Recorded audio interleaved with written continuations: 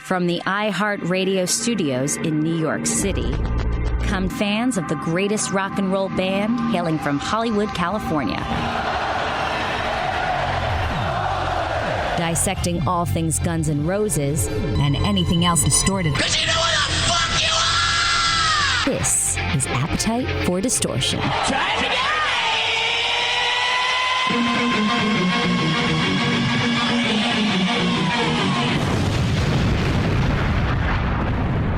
And welcome to the podcast, Appetite for Distortion. My name is Brando. Episode number 43. Holy crap. Episode 43, and we're going to be featuring an interview with Rod Jackson this episode.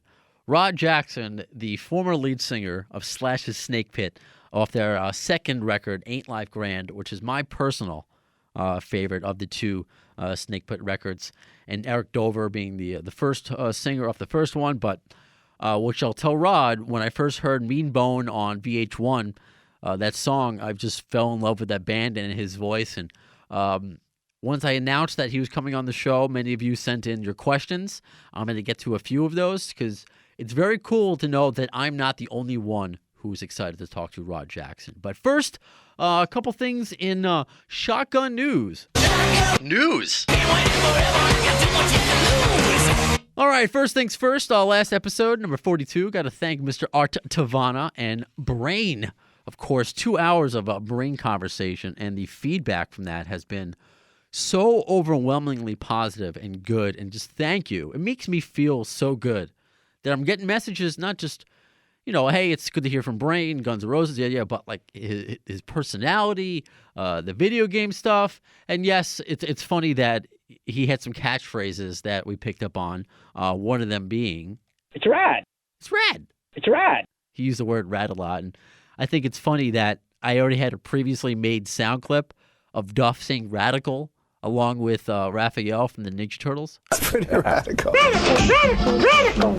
It's rad. I'm an idiot. So I guess rad is the new word for the AFD show. So thank you to Brain, who I did reach out to once Buckethead announced some dates, which we didn't know at the time, if he was going to be part of those, because he's doing some dates around me. And hoping as I'm recording this, I'm going to get some Buckethead show tickets for their BB King's Blues Club show here in NYC, because I'm recording this Sunday, January 21st. Try to be in real time, so hopefully I will be seeing Buckethead in NYC coming up soon. So I asked Brain if he's going to be touring with Bucket, and he just said, no, not this leg. If anything changes, he'll let me know. So that's it. So hopefully we do hear from Brain in the future as far as on the podcast, and just working with whether it be Melissa or Bucket. So keep you posted on all of that. And the last part of Shotgun News, I don't know if it's news, but I do want to mention it because it's part of what let's just say we do here, because it's our show. Get through the distortion, get through the rumors that have nothing to it. So with Guns N' Roses, of course, we're talking about new album, who would it be with, blah, blah, blah. We've been having these conversations since Chinese Democracy. So there's this website that apparently is run by Hollywood insiders that want to remain anonymous, and they make these posts that are really ambiguous, really generic, because they don't want to get in trouble, but they usually come to fruition. So this one said, this permanent A-list rock group has apparently agreed to do something they said they would never, ever do, making another record with most of the original lineup. They just signed a deal with one of the top 5 producers of all time to take the helm of the project. Among his stipulations was that every member of the band cede control to the producer, and if any one single member of the band departs or screws up, it's over. According to one member, no more half-hearted collaborative efforts for that band. At this point, why would they even try? Aside from the expense of paying off past lawsuits and alimony, they want the money. Apparently, all that recent concert money they've recently earned has reminded them that they were once that good. So, is that Guns N' Roses? I have no idea. I mean, there are sites taking that and running with it, but it's fun to talk about, but we have no idea. So, I just figured I'd mention it to you as far as what's out there. Hopefully, we do get more Guns N' Roses, whether it be with new stuff with Slash or reworked Chinese Democracy material. But in the meantime, let's find out what's going on with Rod Jackson, because we know for a fact he is in the studio right now working on solo stuff. So he's calling up right now. So on the phone right now, Rod, I got to kind of set the scene. Of course, we've been talking about it all week. Rod Jackson, formerly of Slash's Snakepit, but has his own solo stuff going on. And there's so much more to you than that one record that I think a lot of the Guns N' Roses and Slash fans are aware of. So that's why I really wanted to talk to you. But I didn't get to set the scene when we spoke briefly on the phone before this interview. So I guess I was a freshman in college. And this was the time when MTV... Yeah, what college was that? I went to Hofstra University. It's in Hempstead, Long Island. It's near where the Islanders used to play. If that... Sure. Yeah, so... Sure. You know what? There might be a better... it's where the last few presidential debates have been. So I don't know. Oh, okay. I know what you're talking about. Yeah, so I mean, it's... So I've been... I'm trying to make, like... Because if you're not from New York, you may just not know what it is. It's better than Nassau Community College, but it's not NYU. Somewhere in between that. So I'm watching my tube TV. At the time, it's the early 2000s. I think it was MTV. No, it was VH1 Classic, which actually played videos and everything. And at that time, Guns N' Roses was already broken up, and they were never going to get back together again and all that. And I see a video, and I've heard of Slash having another band. I never really just went out of my way to listen to it. And I see a video for what would be Mean Bone. And since that day, that is one of my favorite rock songs ever. And it's not just because you're on the phone. And I'll explain it. This is also... we're not going to fall for that Rod Jackson conspiracy. Yeah, no, because I don't want to be one of those broadcasters or interviewers that just blows smoke. I understand, man. Yeah, so and plus you seem like when we've spoken briefly, you seem like such an authentic guy, so that you would be able to tell anyway. So this was before, of course, smartphones and Spotify and even iPods. So I would make, and I'm sure you did, CD mixes. So Mean Bone was on all my CD mixes. Then of course, and forgive me, I did buy the record after that, but I got it on Napster, and the whole record, $8,500. So it's just very cool for me, if I may say, before I, shut up for a moment, to finally talk to you, this guy who I've just been in love with his voice for so long. And thank you. Just to find out, we're going to find out what you've been up to and putting it out there that we're going to interview you. All of our listeners feel the same way that I do. So welcome, Rod Jackson. Thank you, man. Where are you calling from? Thank you so much. I'm calling from California. Well, it's a pretty big state. Where in California? The California. No, Fresno, man. I'm up here in Fresno for a while. Oh, okay. Hold on. I'm going to send out some love outs to Robbie, to Bugs, to Tad, to Tony, to Chris, to Billy, to all the Fresno Noti-Dodos out here, man. Hey, what's up? It's Rod Jackson. Is that like your friend's crew? We got it. Yeah, let's move on. Boom. Is that Dina in the background coaching you? Dina's in the background holding it down. Well, thank her for me, because she's the one that coordinated between us. Thank you. You got it. She goes, well, okay, that's enough of Dina.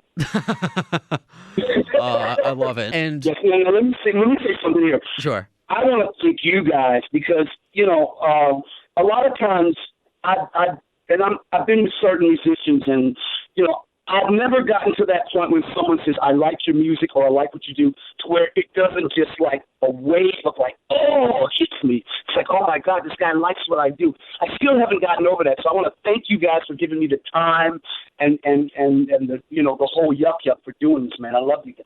Because every night on stage, I would always say, without you, there is no me.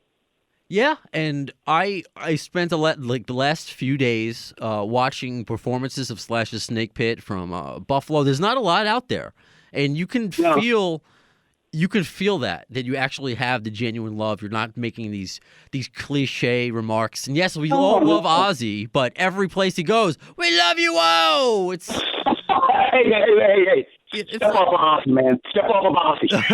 But I understand what you're saying. You know, when I was on stage, the greatest thing about playing with Slash is huge, man. I love the guy to death. He's an icon. But, you know, a lot of guys, when they have their solo stuff like that, they get on the mic. Slash gave the show to me. He didn't cheapen himself by going, I'm Slash. He said nothing, and he gave the show to me. So I always thought that was great. And while I was up there, because he did that, I said, you know what? I just got to be me up here. You know, I can't get out there and go, everybody give me a hug. You know, no, I'm going to talk. I like to talk to people like it's just me and you in the room, and we're just partying, you know? Yeah, and that's what I like to, how I kind of shift this podcast. It's just like it's just you and I talking. I don't want to go through the cliches. Yes, no. I don't want those kind of questions and answer situations. And it parlays into being a front man. You know, the things you want to know about that guy the guy's talking to. That's what you're saying. That's beautiful. Yes, I want to know. I mean, it's more than, because you'll probably agree, today's rock and roll, you don't really know about anybody. You kind of just know the product that's out there. You don't know the behind the scenes and what made your music and Slash's and Gino's. Back when I was a kid, like, you'd buy that album, and you would take that album in the bathroom, whether you were taking a shit or not. You sat on that toilet with something like a Zeppelin, you know, House of the Holy. You read the art director. You read who did this. You even knew the guys at the labels' names. You know, you knew everything. You stared at the picture. It was more than just the album. It was even though you had no MTV or VH1, there still was a visual. Yeah.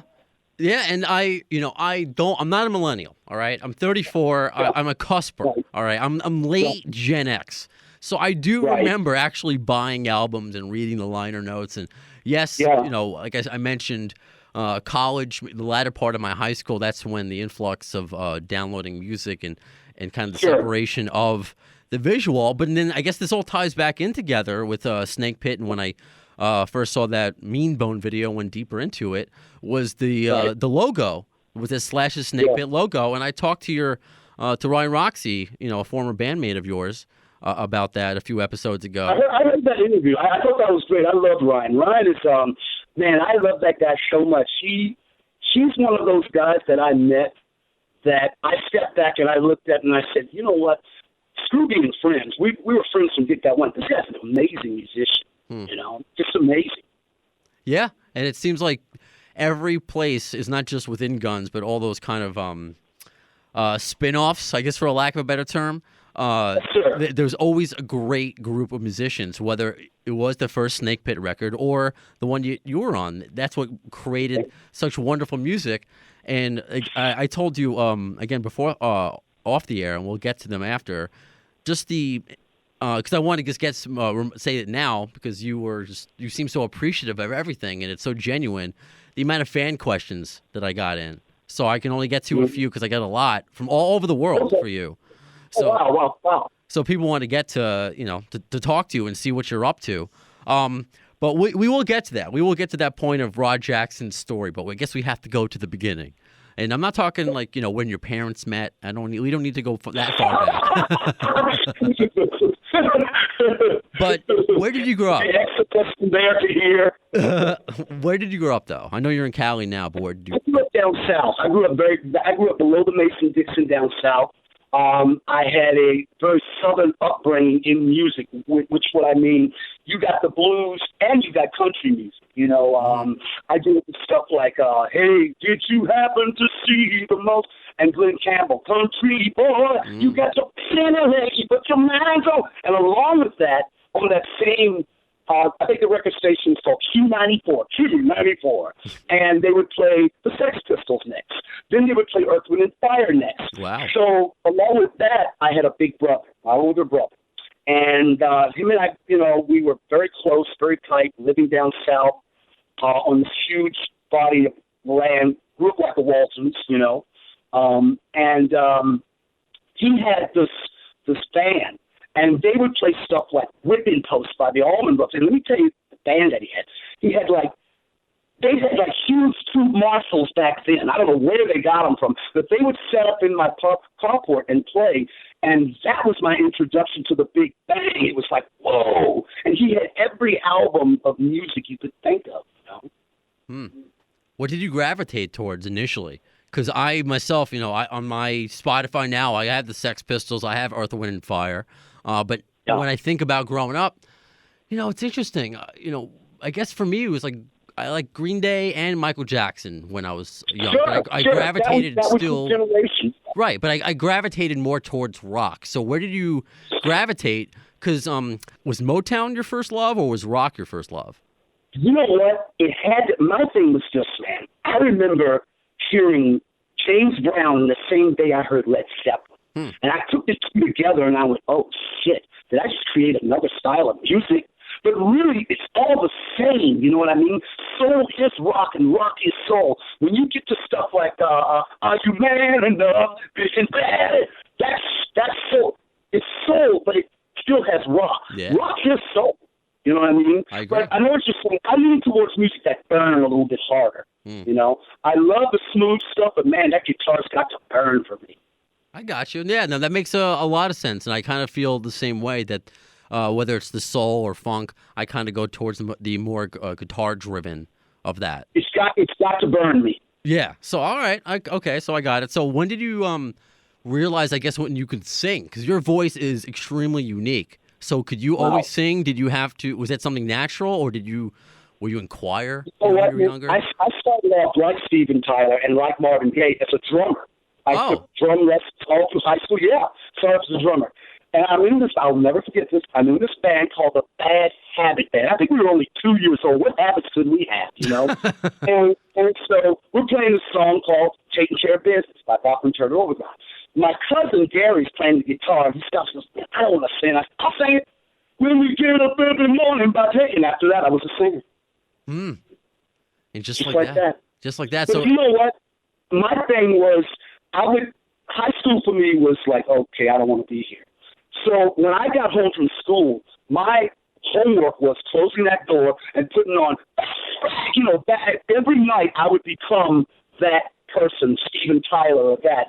So for me, that was my introduction to singing. I would I would go from like radio station to radio station to see if I could match the singer, because I think all singers are imitators at first.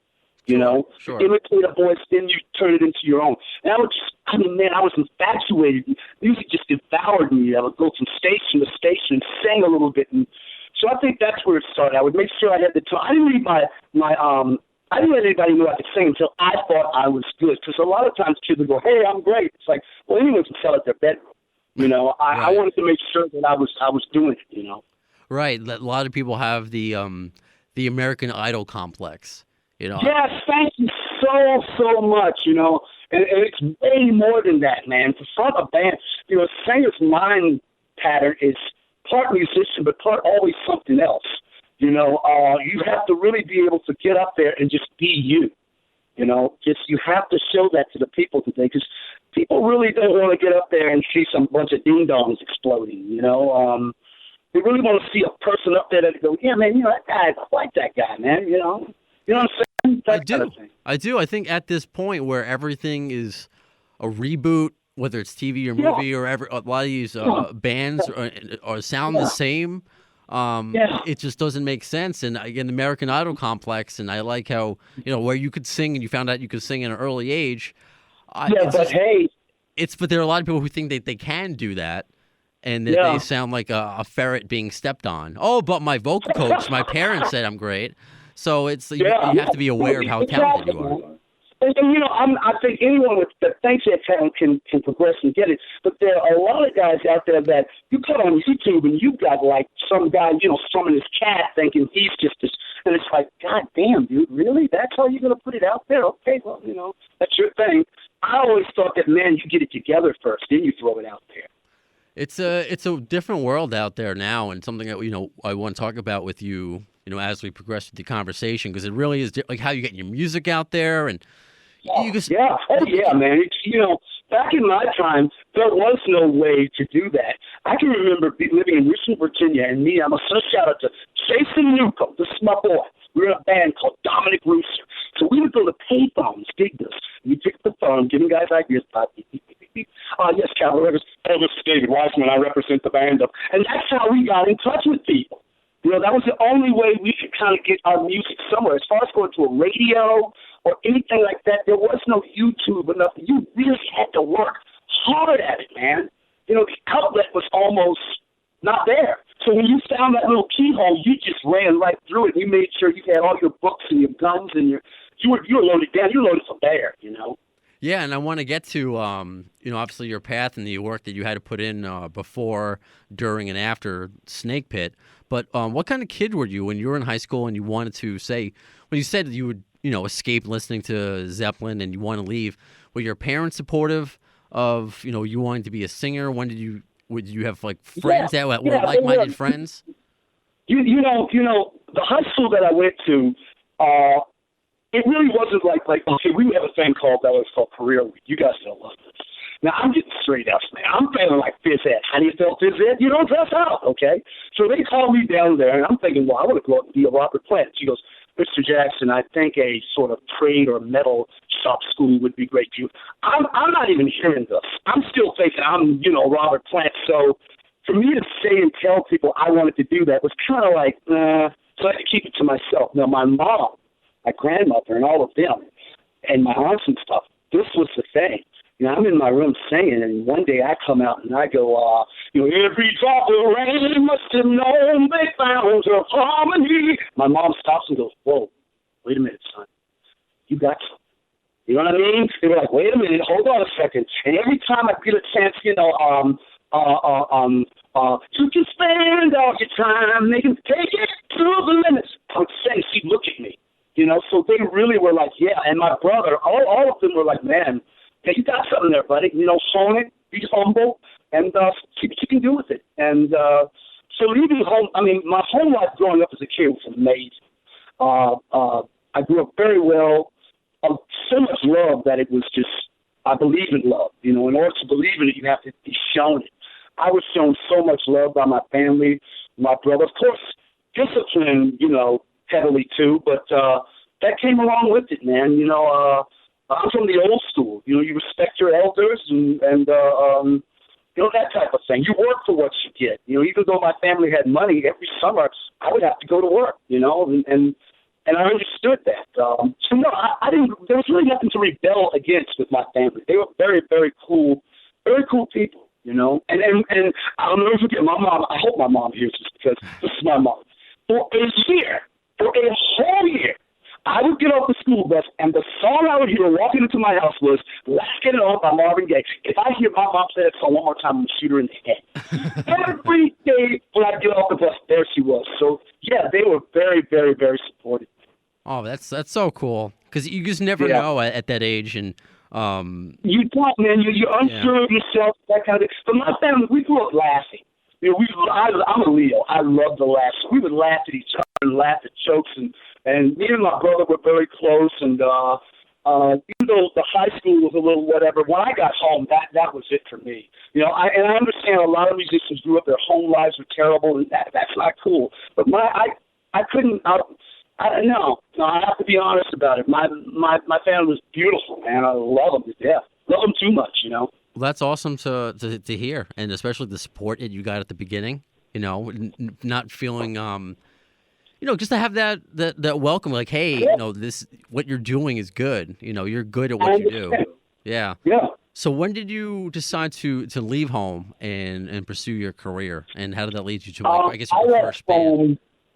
I left home, man. I think I was like 17 or 18, you know. And what happened was that there was a city in Virginia. I was living in Virginia called Richmond, Virginia.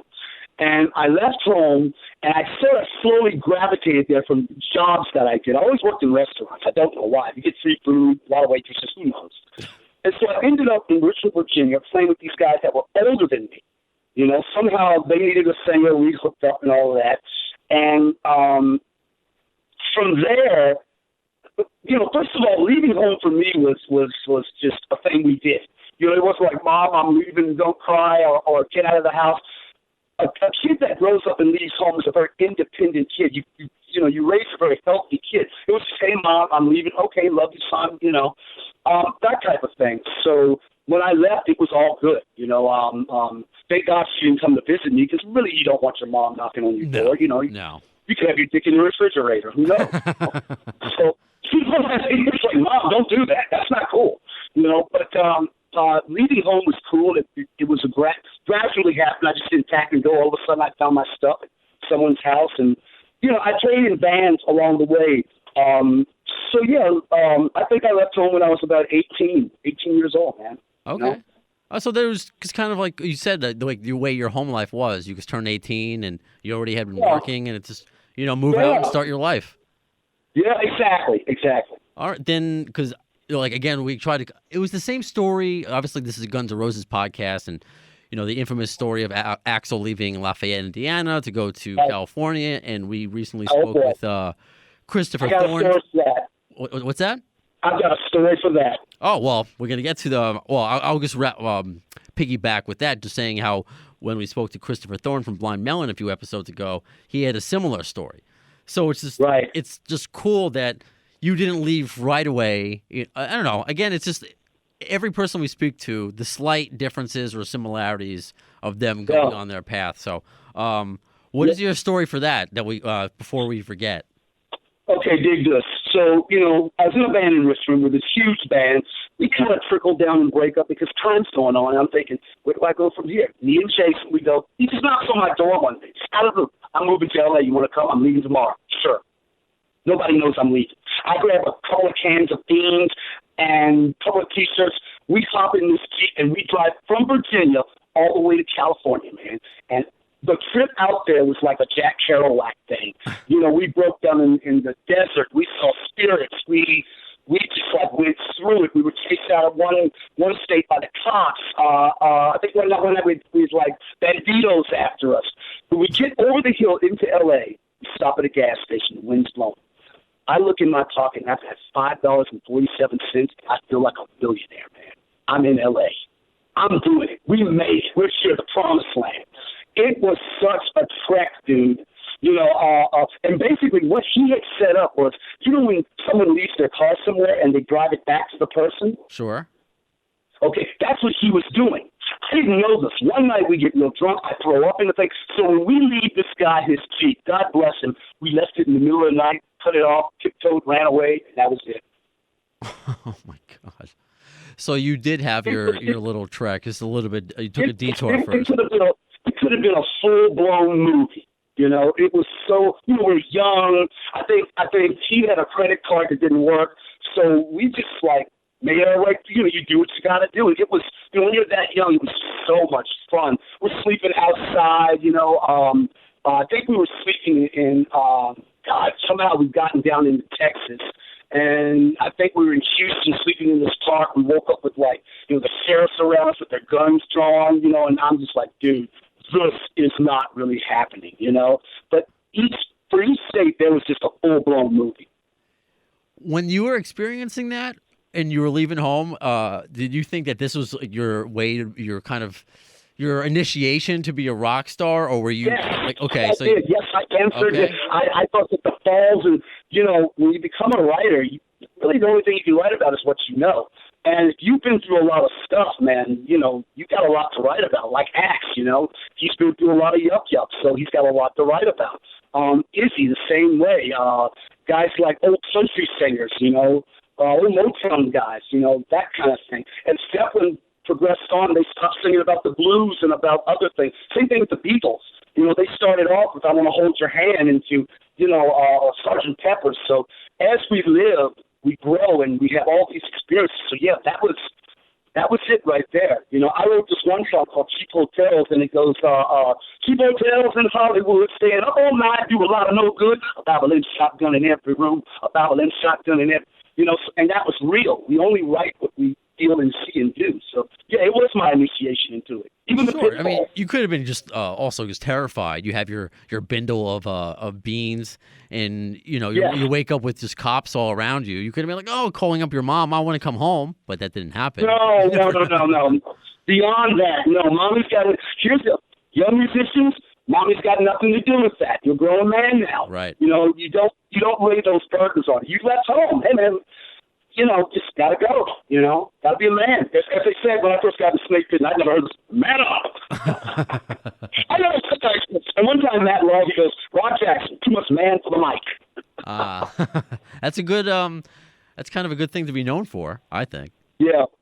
So when did you? What was your first, I guess, break when you did move out to California with a band? When did you say, when did it kind of occur to you that maybe the trek was over? I mean, it's never over, but you felt like maybe you kind of made it a little bit, and like, hey, I can be here for a while. What? The guys that I came out here with was like I played with. For every band I was in, I got it together because I thought this would be it. So I would say every band that was created by me and these guys, I thought, hey, this is going to do it. You have to have that belief in everyone. My first real big break was Snakepit. You know what I mean? As far as like, bam, you know what I'm saying? But the Motown story that you and I were talking about, I was in a band called Shady Tree, right? And we were playing out. Lady comes up from Motown, and she wanted to see us and everything, and we had meetings with her and stuff. And, as things would happen, it didn't end up well with me and the guys, and that was my Motown thing. I was offered a solo deal, and I really didn't want to sign with Motown, but that was kind of like my first, like, whoa, this was real. I just left this room with all this real wood and this lady talking like numbers, and holy shit, okay, here we go, Yeah, your name could be potentially attached to such a legendary label in Motown. Exactly. So, I mean, that's kind of a lot of verification for your hard work, even though that wasn't the path. You want to mull that over in your head. You just don't want to make that. There's good and there's bad. There's, I thought about it a lot. You know what I'm saying? I see, oh, my God, Motown, yeah. No, I give it a lot of thought, Right on. So then if Snakepit was your first break, so I guess let's get to there. After the first album happened, and again, I was watching a lot of interviews with both Slash and you over the past few days about Snakepit, and I saw one, this was before you, that second record, and it was an interview Slash was doing, and I guess Guns hadn't officially broken up yet, and the interviewer referred to 5 O'Clock Somewhere as Slash's solo record. And he kind of rolled his eyes, and he's like, oh, it's not a solo record, it's a band. Your new album, your debut solo album? It's not a solo record. Oh, okay. Well, your new band album, how's that? Yeah, okay. It's not even my band, it's our band. Then obviously that first band disbanded, and then it was a second Snakepit. So was it, was he recruiting a band for that second one? Like, I guess take us through the whole process of how you joined Snakepit, how you came across paths with Slash.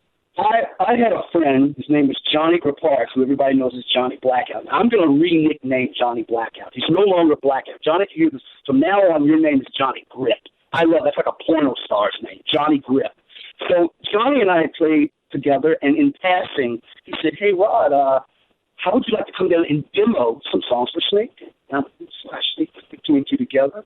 I said, sure. So I go down there, and they had tried out like 300 singers. Chris Cornell was one, God bless. Wow. A bunch of people. And when I got there, that's when it hit me. And I just heard your interview with Ryan Roxie, and Ryan's right. I did not have any shoes or shirt on. I just showed up. I did not. That's me. So Johnny drops me off at the back gate. I go in, and I sort of meet the guys and everything, and the overwhelming of, whoa, this is real. I would love to sit here and go, oh, it was just no, you're in Slash's world. It's a big bang, brother. And I realized that when I got there, and they gave me this, back then you gave each other cassettes. I went home, so the headphones got in the corner, man, and, I remember saying to myself, hey, man, you know what? Ain't no two swinging, ain't no 1-2 swing. You better knock the son of a bitch right the fuck out the first swing. You better bust ass on it. So they gave me the song, and it was falling down, and I just blew it out, right? Bang. Went there a couple of days later, sung the song, boom. They started checking me out. That's and I think they've gone to a lot of singers. So I just knew that, if I didn't bust this out, man, they were going to pass me up. You know what I mean? I knew that this was real. Johnny was one of those musicians that I met that was like, hey, we can be friends, but, if you don't have the touch, man, you can't do it. So that was like a lot of work. It was a lot of work. I disappeared when I got in that band. I learned a lot from those guys. I became a student because they had already done it and been there. I went to one of the best colleges in the world. It was University of Flash. You know, you learn good things and you learn bad things. You know, but it was every day in the Snakepit, down in the studio, in the pit itself, just doing it. It was fun. It was sometimes not fun. It was life, and it was life with these guys that, unlike a lot of bands I was in, I knew there was going to be an outcome. You know, I knew that this is going to be heard by people because of this guy. Right. As far as feeling like a band, yes, we did. But I saw Snakepit like the Jeff Beck group. You know, you had Rod Stewart and you know, he was the main dude, and you know what I'm saying? That's how I kind of saw it. Like we were like the guys chosen to go through this war with, and it was a band, but it was mainly like his thing to me, and I realized that, you know. But getting into that band, I can remember after I dropped off the cassette, and these guys don't know that. I sat there and I think I went through about, let's say 4 or 5 fingers worth of, you know, fingernails, just chewing them down, you know, going, man, I hope I really, you know, that type of thing. Because as doing it, trying out, I was like, okay, but once it ended, I went, whoa, hope I did that. And bang, you know, I busted open, thank God. That's so, I love it because it's such a contrast between our last interview. We spoke to Brain, and I asked how he joined Guns N' Roses, and when he kind of took it, he's like not seriously at the beginning. He's like, I could play Sweet Child of the Mind. He kind of went in there, didn't. He's like, oh, I can just play this, and it took a while and Tommy Stinson. So he had a blueprint, right? But it's just funny how it took him to kind of be yelled at or looked at, like scowled at by Tommy Stinson, be like, you got to up your game. This is serious, and you knew that beforehand. You kind of just knew. Well, you know what? Let me say this. There were times when someone would say, "Hey, man, you got to pick it up." You know, there were a lot of times when someone would say, "Hey, man, you got to step it up," because once you get into that game, you don't know what the level is. You know, they didn't have to say it a lot because I would mainly just watch Flash and go, "Okay, he's moving, I got to move." I mean, even if he went to play a pinball machine, I'm like, he's like, "What are you doing?" I saw you move. You know, that type of thing. Follow the man, you know. So it was just there was that going on. Yeah. Did Slash know of you before you were recommended to audition? Yes, did. Slash and I had met earlier on in life when I first gotten out here. But we crossed paths every now and then. Slash and I had a really good friend of ours that left us a while back. His name was Wes Arkeen. Sure. And if you look on the back of Appetite for Destruction, Wes helped write with Mark Webber with those songs. Chris Webber. Yeah, Chris Webber. I'm sorry, Chris Webber. Yeah, because we interviewed him too. That's why. Yes, Chris, how you doing? It's Rob, man. He's still out there, brother. Yeah, Chris Webber. Yes, sir. I worked with him for quite a while, and so I kind of knew that whole umbrella, you know. Okay, yeah, that's another thing that why I love doing this podcast. It's like the 6 degrees of Kevin Bacon. Just replace, you know, 6 degrees of Slash or Axl. You know, you all kind of know each other in such a big talent pool there. Did you know of? Because that's the first time. I mean, I know a lot of GNR history, but I never claimed to be, you know, a savant with everything. But did you know of Chris Cornell auditioning beforehand, or did you find that out after? Because it was a situation where you know, he had brought his from what Slash had said, because when you got there, you had to wait upstairs and that kind of thing. So you didn't really know what was going on down there. You know, you'd get in and you wait. And basically, what Slash said, like a weird job interview, was like a weird job interview situation where you're just... No. It was like you get there to maybe. I got there to like demo the song that I'd done, and they were down there, you know, maybe running a song with someone. They were really, really busy, you know, by the time I got there. And I think someone said something like, "Man, that was strange."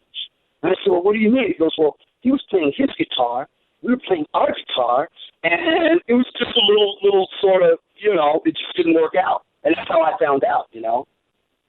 That's interesting. That sounds strange, isn't it? It's incredibly strange because I just didn't know when you with anything, even if you had the biggest ego in the world, you'd be sitting in your car wondering, biting your fingernails off if you got it or not. But if you knew Chris Cornell, whoever. Oh, no. Let me rearrange it. I did not have a car at that time. Okay. No car in sight, man. Not then. Well, wherever you were biting your nails off, under a bridge, wherever. Sure. Yeah. That it could have just changed your perception. You could have been like, hey, I tried. I just don't expect to get this. But when you got no, I'm not that kind of person, man. There's a wall that needs to be taken down. We're going through it. God damn it, you not know. Absolutely not. I'm a Leo, flash to Leo. Alpha, man. That was the thing about Snakepit. We were all alphas. Okay, we got to take that hill. It's already taken in our mind. That's done. We're doing it. I'm not going to lie down. As State Bob always said, I come to conquer, not to lie down. Oh, I get it. I'm a Virgo, so I'm a little bit more sensitive. So that's my. Right. So were you notified that you made the band? Were you called like you were the first draft pick in the NBA? We're standing by the pool, and I've been there a couple of days. And Flash comes out, and I got to tell you, in these shorts, man, that he used to wear, they're from the 70s. They're a little short. Sometimes they show off the casseroles. You don't want to see it. So, no shirt, carrying a ponytail, and he says, okay, yeah, you know how he talks. Yeah, man, yeah, this is the van. He starts jumping up and down with this, this boppity bop dance, and I'm like, but I'm like, wow, thanks a lot. Yeah, that was it. That sounds like another part of the eventual Rod Jackson movie. Then, what did you see in Slash? Because I guess let me get to the first question. I'm going to save these questions for after because there's so much I definitely want to get to, and I don't want to miss anything. Yeah. Then, what was the recording process like? When you were officially part of the band, and it's the second Snakepit record? What was the approach into that record? What did he want to do? What was his vision, and what was your vision? His vision was everyone's vision. We all had the same. People say we got to read the same page. You can all read the same book. You don't have to be on the same page. But we were all reading the same book, so some of us would get to that page. His vision was, man, I've got these songs, and I need this voice. See what you can do. And I just heard the music and said, this is what I think. These are the scenes that I'm seeing. They would like create this mood, and I would try to create this scene. Here we are alone now, just you and me. Down the halls we walk. I wanna be like him. That reminded me of a serial killer. So that's where that came from. So I think our visions were all somewhere down the line hitting the same page. How did the writing process go? Because he obviously liked your voice. So did he like the lyrics and the ideas that you brought to the music? Because this was all like before that, but these were all supposed to be Guns N' Roses songs, right? That's how Snakepit started. I know that. And I realized that when I heard them because of the tone and the sound it had. But I didn't want to. To me, it was like, let Flash be Flash and let us be us. And that's the only way it's going to work. You know what I mean? We don't want a big flash and four little flashes. You know what I'm saying? That's too much incest going on there. Just be yourself, man, and it will work. And that's what those guys did. So the writing was me just writing about stuff I knew once again. I would help with the music. They would help with the writing. So it was all a 50-50 thing. Even though I say it was like the Jeff Beck band, being around him, you felt he did not make you feel at all like it's me and then you. And I'll say this, and I hope he hears this. I love him with all the life in me. What he had, I had. He never dropped me and left me in the woods. Those guys were just the best of the best. They really were. So,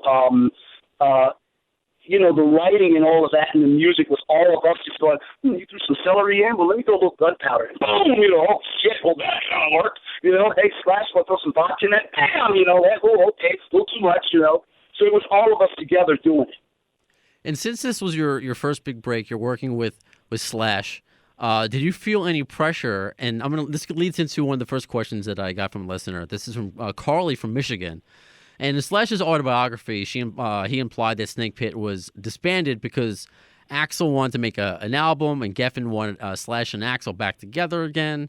So do you know if any of this was going on behind the scenes when you were trying? I never heard, I don't know where that came from, but I never heard any of that. From what I understand, Axl was still doing Chinese Democracy. If that was going on, then it was hidden in a room far away in Switzerland. Because I don't know about that. I can't confirm that because we knew nothing about that. Well, that's good because that would only add pressure to you and the band if whatever Slash is venting, saying, "Oh, the record company wants me to get back with Axl." No, not at all, man. That's the first time I ever heard of that. That really is. That's what I like doing this podcast and why it's called Distortion. It's to get rid of and get through all the rumors that are out there, people that think that are facts. So I mean, if you never knew, it was like Slash never brought his homework. Never. Then all right. No. Let me tell you something. You got somebody like Matt Log in a band, you got no problems because he's going to bang it out. So no, not at all. All right. Then another thing that I guess has been rumored around because that era, and this comes from another fan. This is from Michael Caine from Ireland. This was around. I guess Slash was still struggling with sobriety. Did you see any decline or in his health, or did that affect the band at all? Anything that was going on with you? Wow. Well, I'll tell you something, man. That's something that. If you can't answer, by the way, I don't want you to speak for somebody else. I'm not going to tell you something. We got people out there that want to know. I'm going to give it to you. I'm going to be thuggish about this, okay? We all burned ourselves by the fire, not because we like the heat, but just we like the way it burned. Sometimes you need to extinguish it and start over again. If he was falling, you better damn well better believe I was there to pick him up. If I was falling, same with me. But if I saw you tripping a bit, man, I'm gonna, So we held on. We kept it together. We definitely kept it together. There were times when it seemed like the train was just gonna go into a brick wall, but when it came showtime, we kept it together. When it came time for us to work, it all came together. So whatever flamethrower, whatever you had in your tank, it didn't stop us. Not at all. That's good because I wanted to get through those. I mean, because I didn't read any of this in any sites. These are just fan questions, and these are things that I pondered as well. So they're questions that I would have in addition to that. Because whenever you talk about Slash's Snakepit, or a lot of people just mention it, you guys were that era of his life was given such a brief mention in his biography. Yeah. And when I've YouTube videos of your version of Snakepit, people just want to know what happened. People say, "Why'd you break up? It went as far as it could go. As people, we went as far as we could go. When you're very young, you try to hang on to something, but it had taken its course. It just drove its course, and it was like, okay, I think, and I can say this for myself, we had all been offered different deals and stuff from people, being in that band around him. For me, and I can say this, once I saw how the machine was working, I said, maybe I can have my own machine. You know what I'm saying? And I think that's, it just went its course. That was it. See, that's more of an I don't want to say acceptable. That just makes me feel better as a fan that there wasn't. Yeah, it's ran its course, man. I mean, okay, hey, dude, see you, bye. It's fuck you, whatever, goodbye, love you, whatever you want to say, but this is as far as we're going to go, and you can drop me off right there. Okay, man, you're right. Okay, bye. Sure, because I want to get through the speculation, and obviously with Gene Slash and Axl, there's so much fake news out there. So I definitely wanted to make sure. And, a lot of that fake news, when one guy hears it, if you're not a strong enough person, then you start falling into it, and you get this sort of fake hatred going on where guys don't talk for years. But I try not to be like that. See, that was the thing. And whenever I would read comments about this upcoming interview from listeners and just my own opinion, that from whether it's the Walker interview, that he, Are you stoned? Not right now. Or for everything. I know, but everything you seem like such a. The fame now. All your station when it comes on, iHeart Radio with iHeart. They'll tell you apart. It's got your heart. It's radio. It's iHeart. Are you stoned? I think I need to make that my new theme song for the okay, for this podcast. I love it. But everything that I've read from you and your stage presence, watching your live performances, you seem like such a ball of positive and good energy. That I try to be. That this negative stuff is out there, not about you, but just about what happened with Snakepit. And I'm like, how does this make sense? It's funny, man, because people love that. People love that kind of thing. And let me say this. Yes, when you are in a band, you are married to that person. You may get a bad divorce, but there's something deep inside you that still loves that guy. Because you spent that time with him. And I do know guys that really hated each other, but, man, if someone called that other guy and said, dude, there's some guy, he'd be right there. That love is still there. And I think people love that, I think, I'm not sure, but I think, at one point Rob had a brick and he cracked his head over like a Christmas walnut, or, that type of stuff. People love that. For some reason, people love the negativity. Because positivity stops, boom, there it is. But the negative just goes on. I can't deal with that shit. Me neither. No, I've had enough I don't. You've had more stories than I think one episode can handle. But I've been through a lot of shit. I know you've been through a lot of shit. So that's why I guess I don't want it. I definitely want to clear through. Yeah. So let's go to something more positive. This is from Tintin. Forgive me, from Mexico. We talk all the time. Do you know him? No, I don't know Tintin. Okay. Well. The way you said it. Well, I don't know, maybe because you run Slash's fan page. I mean, that's pretty. I don't know. So I don't know Tintin, but Tintin, what's up, bro? Well, this is a positive question because he believes that there are some unreleased tracks off Ain't Life Grand, and he thinks that so. There is. There's a couple. There's quite a few, in fact, that we didn't release. There's quite a few. I'm not going to get into that because you never know what might happen later on. I'd love to tell you the names of them, but goddamn it, I'm not. I'm going to keep you hanging. That's fine, but they may or may not see the light of day sometime, but they exist. Yeah, you're right. God, you know what? You son of a bitch.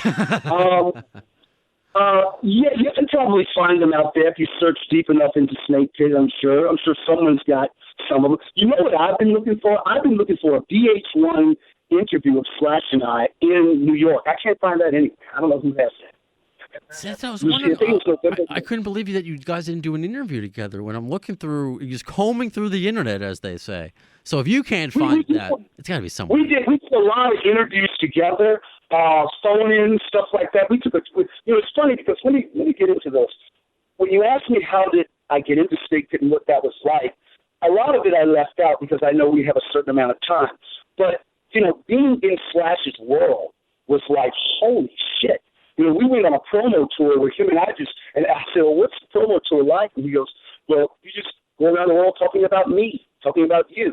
And here we are flying from place to place to place, doing it. And it was bigger than what I just said. I just want that to be known. Sure. And you don't concern yourself with any time constraints. It's whatever you got to go. And I'm hoping you'll come on again, regardless. So we can have part two. Part two or whatever you want to do. Because this has just been thoroughly entertaining, but still a lot more to get to because we got to talk about your solo stuff and everything else going on with you. But going back to the Snakepit, when did you? I want to go back to? I don't want to go to the end part of it yet. What was it like touring? Were there people who? Oh my God! Yeah, well, because I guess there's two parts of it. What was it like touring for you with Slash, and this is your first break? And the other part, things that both Slash and Axl experienced when GNR wasn't together, that are fans clamoring for that. So did you experience any of that at shows, or did that? I did not. Then that's no. We didn't run into any of that. Where's Axl or none of that. It was all just balls out to the wall rock band doing it, man. Tour bus rocking, everything moving, banging it out. The one thing I made sure with being on stage with those guys was just like my feet didn't touch the ground. that time up there was just magic because you got one of the best machines behind you that you could ever have. So it was just, we had so much fun. If you guys really knew what we were laughing at up there, what we could see, and our vision, you wouldn't believe it, you know. One of my favorite stories is we're playing Madison Square Garden, sold out, and I'm doing my thing, and I feel this tap on my shoulder. I turn around, there's Terry Kelly duck walking like Chuck Berry, and he goes, "Get out of there, Ron, I'm taking the whole stage." And he just duck walks the whole stage, man. So it was touring was the shit. It really was. It was everything that I'd read about in those books. There it was right in front of me.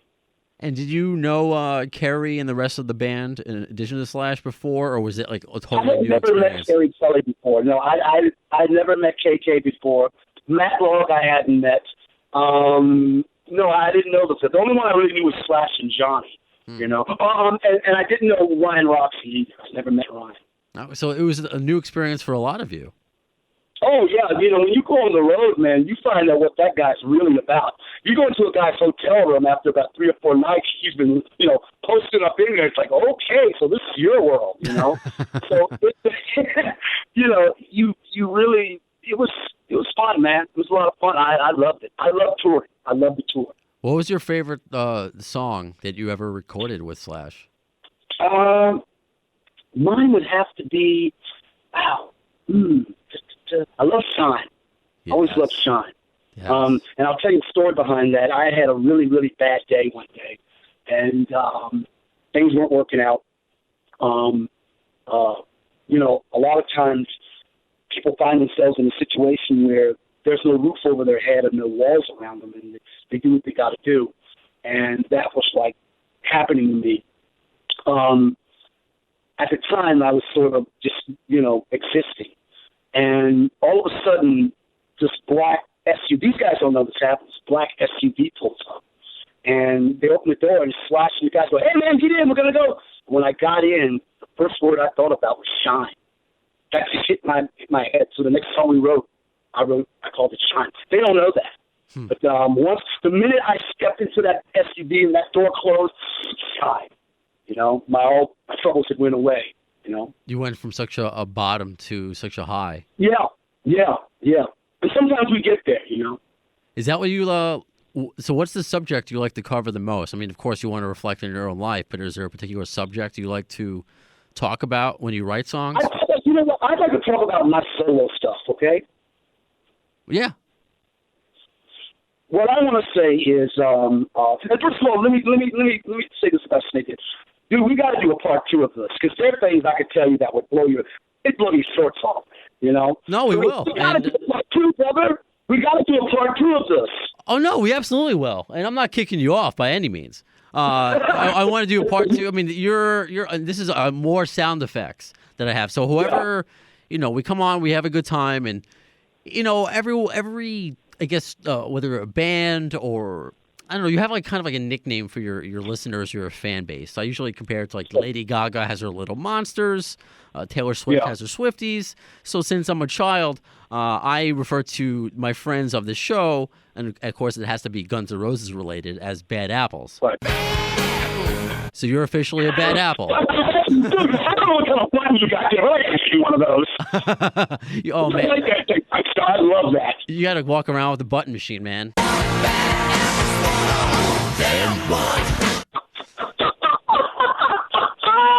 So you are officially a bad apple. I love it. So you can come on whenever you want, but I guess before we get to the solo stuff, we'll just wrap up with the Snakepit stuff here.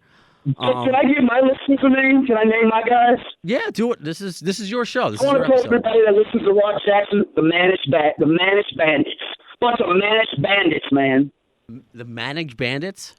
Managed, like a managed boy, like Muddy Waters. The song Muddy Waters, Managed Boy. I like it. Thanks. Then we'll switch over to the solo stuff and in a second. I just want to wrap up, I guess, with the Snakepit stuff, and we could do part 2, 3, 24, whatever we want to do after. Are you upset that it was only one record? Like, what's your feeling on it now that you, all these years later, reflect back on it? Do you wish you did more? What are your feelings on Slash's Snakepit all these years later? At the time, it was ending. I think, like I said, we were all ready to go. There was no old. I've never been in a band that was ending that I didn't want it to end, and I don't even want it to end. But I've never been one of those guys that went, "Oh my God, we got to hang on to this." If it's ending, then there's a reason. Move on. Looking back on it, yeah, we were ready for it to end at that point. I know I had, like I said, seen a glimpse of the way the machine was being ran, and I kind of thought, maybe I can do that. So, yeah, I think we were all like, okay, that's it. Of course, once there's a lot of leftover, like, stones and rocks lying around that you see every now and then that go, oh wow, you just don't move from it so easily. It takes a while to shake it off because it was such a big blast. But yeah, it was time to go. Like a kind of it's like a shining star, shooting star. It was up, yeah. And then it faded away. So yeah. After that, and we'll lead. Of course, this is down the path to your solo stuff. Now, hold on. I'm sorry. You asked me also, did I want to do another album? Oh, forgive me. At that point, not really, because like I said, I had in my mind already started, okay, I want to do my own thing now. So at that point, not really. Okay. And what about now? Do you feel now that, it's like reunion time? Not obviously Guns N' Roses, but Matt Log said something in an interview when they asked him that. He said, we're all different people now. Maybe it would work, maybe it wouldn't, but I don't know. Who knows? Were you ever, since then, were you ever contacted about Velvet Revolver, or were you contacted with Slash about any of the other projects he's done? Because, of course, when he officially did go solo, when Snakepit was not a solo project, but when he had, Chris Cornell and Adam Levine and Lemmy sing on that first record, then went on to be with, why am I forgetting his name? Alter Bridge. Miles Kennedy. Yeah. Did he ever reach out to you again for any of his future projects? You know what? Let me answer that. I was so busy and wrapped up into my solo stuff that and he knew in his mind, okay, Rod's doing something else. The respect there was, I'm going to leave him alone and let him get his thing together. Interesting. You know what I'm saying? That's what was going on there. He knew that I was lost into my thing. Wow, that's interesting because after. Before Scott Weiland had died, they had already announced they were looking for another lead singer, and rumors are out there. Corey Taylor, you never know. So, your name would come up as well. And I mean, at least as far as I know, I just didn't know why you were overlooked. But that's cool that I guess Slash just kind of respected you were doing your own thing, and I guess you didn't want to be part of another supergroup. Is that it? Because you wanted to be. It wasn't even that. It was just at that point my gears had shifted into such my own solo thing that I didn't really know what was going on in this world. After each band has its own world and it populates itself with its people, and when that ends, you do that again. And sometimes you're so busy with those people that you don't know what's going on in someone else's world. So that's kind of where it was. I didn't really hear Velvet Revolver for a while. Yeah, I guess I can understand because unless you're seeking out like what you did when you were a kid, if you're going on the radio and not like, I mean, there were some songs that made the radio with Velvet, and even with the solo stuff, but it never came in passing and be. So I guess no, if you're working on your other stuff, where I could have contributed to that. I wish he called me, but none of that happened. No. Oh, all right. Not at all. I wouldn't. My mind. I wasn't even thinking of that. My mind was on Rod Jackson. Sure. Then let's get all of our minds on Rod Jackson if they're not already. So then, yeah. So take us. What's been going on since Snakepit? A lot of time has passed, and we all miss your voice. Oh wow! Thank you. After Snakepit, I worked with a lot of people, and I sort of started getting together my solo thing. And what I mean by that was I was never in a situation to where I had my own access to recording equipment.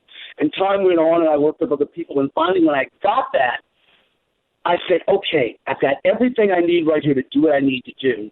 So let's see if I can do it. Writing with a band and writing by yourself is the same, but it's not the same. the true you is when you're on your own. And I've got hundreds of songs, man, hundreds of songs that I wrote, getting in touch with record people, influencing myself over again, falling down, getting up, washing off the dirt, putting it back on, and just sort of growing into what I am right now, picking the guitar up again. I started playing guitar again. And just laying down tracks, just basically getting lost in my world that I'm creating, that I'm ready to just show to everybody, and having a great time doing it. And along the way, meeting people, like the Wizard and the Tin Man, those guys. Yes. How long have you been working on this record? Quite a while. What's been taking so long, and I'll tell you something, and this is the truth, man, was not the writing of the songs, it was the recording the songs. I would record a song, and I'd go, okay, if I'm going to give this to record people, it's got to be top notch. And I would put it against a Stevie Wonder or a Led Zeppelin song and see if I had close to the quality. And I had never done that before, so that was the thing, They said the vocals were right and everything, and bang, man, it took a while for me to get that down. That takes a while, So you had your own little Chinese democracy moment of it's got to be hit at a certain... Thank you! I like it. I like that. So what can we expect from Rod Jackson's solo stuff? Lots of good music. Lots of happy times, man. I want everybody to come out there, when it kicks in, it should be very, very soon kicking in. Surrounding myself with some great people. Songs are going to be banging. Gonna love the songs, man. It's got everything for everyone. And I'm not just saying that. It's, it's when I write a song, I just write a song. If it comes out sounding like something else, let's say if someone said, well, that sounds a little country. Well, what's got me on it? Or that sounds a little this. No matter what I write, it's me. So people should expect, just Rod Jackson, you know what I mean? Doing it the best he can to just, make your dick drop through your asshole. We don't want that, man. Hey, come on down, boy, yeah. But it's going to be good music, man. The record people out there, here I am. Gotten lots of calls back, lots of interesting things, and I want to thank you, man, for doing this, No, this has been amazing for me. And it's been comforting when I read the comments, because YouTube comments can be the cesspool of human nature. But when I'm watching every clip on you, whether it's like a live video or one of the Mean Bone video, one of your official videos with Snakepit, everyone's like, "Oh my God, voice of his generation, Rod Jackson, probably the second best, or maybe 1B next to Axl as far as singer Slash has ever played with." It's every comment. There's nothing negative. I have yet to see a negative comment about you online. Wow. And I was looking for it. I'm like, there's got to be something like, oh, I like the first record better. I mean, yes, that first record was great, but everyone's like, where's Rod Jackson? Slash should be working with him again. And I did get a funny suggestion, and who knows? A few episodes ago, I interviewed Nico in London being Slash's 15-year-old kid, and they're looking for a lead singer. So who knows? Maybe Rod Jackson will join Class's act. Wow. Right? And you could be working with Slash, and then now his son, who's a drummer. You know what? Life's a stranger. It could be the real life, the Jack Black movie, School of Rock. Oh my God, couldn't it? Right? Hey, if it ever happens.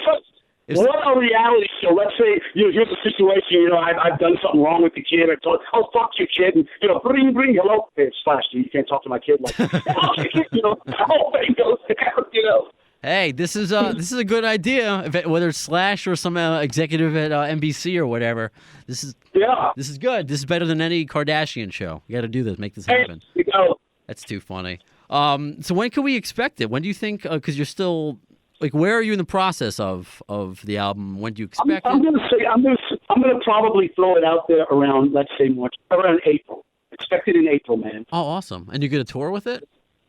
Oh, God, you kidding me? I'm coming to your town. I'm coming to your house. I'm setting up in your living room, goddammit. You may not have. Oh, I can't wait. I can't wait.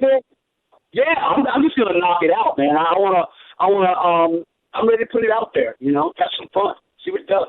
I think Lenny said shoot it up the flagpoles. Can you salute? God bless him.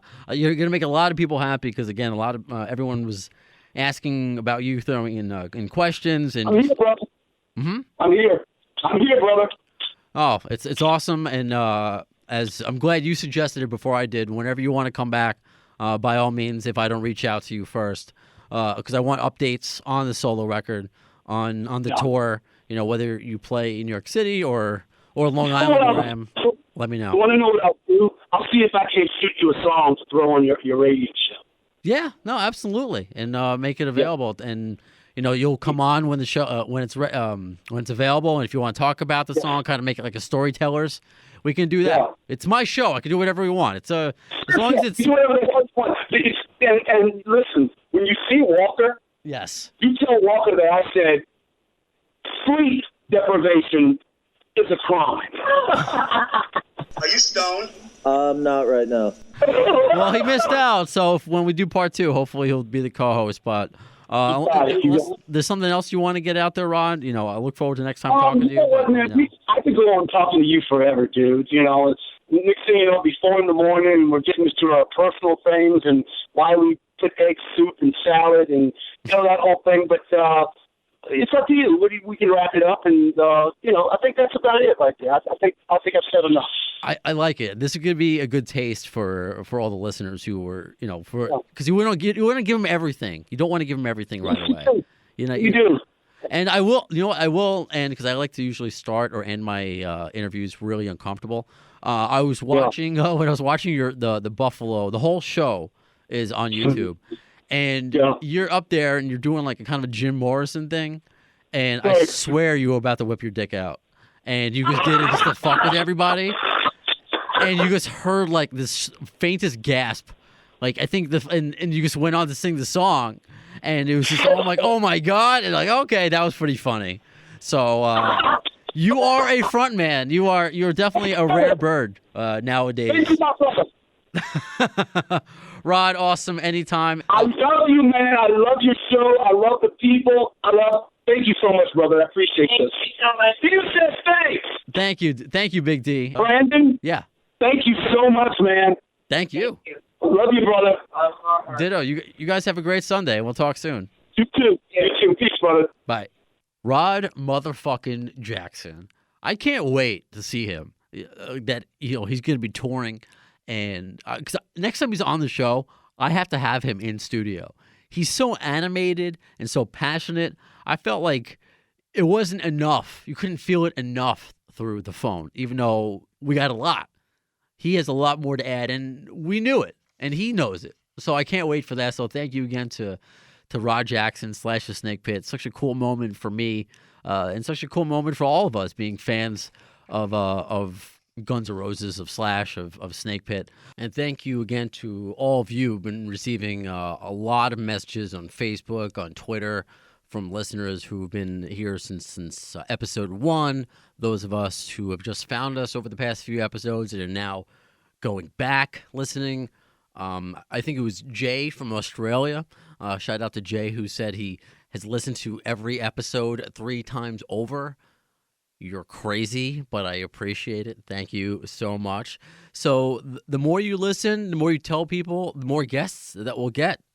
We've been very lucky. I've been very lucky to talk to the string of guests that we've had the past few episodes. So if you want to help out, do me a favor.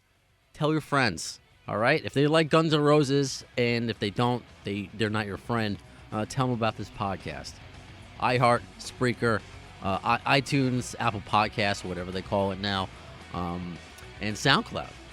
Download the AFD show. Of course, follow us on Facebook and Twitter. So as far as the next episode is concerned, when will you see it? Well, in the words of Axl Rose concerning Chinese democracy, I don't know if as soon as the word, but you'll see it. You've been listening to the distorted minds of Appetite for Distortion.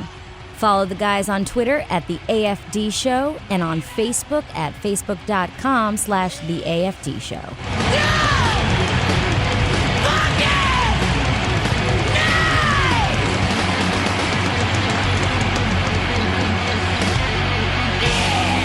Thanks to the lame-ass security, I'm going home.